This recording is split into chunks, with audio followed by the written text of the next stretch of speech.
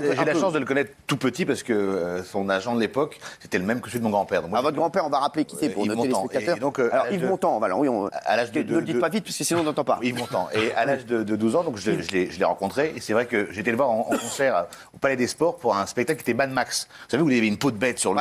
Les gens prenaient feu sur scène. Bon. Et moi, on m'a emmené dans sa loge. Et donc je rentre, j'étais pas très grand. Et là, il se retourne.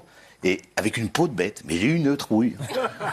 J'étais super. Et là, il vous fait Charles. Et ce qui est fou, c'est que. Attendez,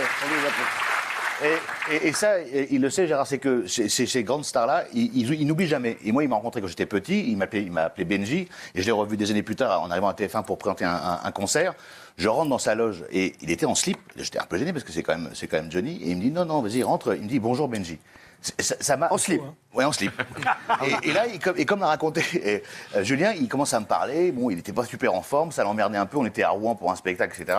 Et puis je me dis quand même, c'est vrai qu'il n'a pas l'air très en forme. Et je peux vous dire que 10 minutes avant le spectacle, il se change, il met son ami de lumière, et le mec, c'est un fauve. Il se transforme, et là, c'est un dieu. Il a raison. Et à ce moment-là, il dit, ce mec n'est pas comme nous, c'est Johnny Hallyday. C'est un dieu. Voilà. Mais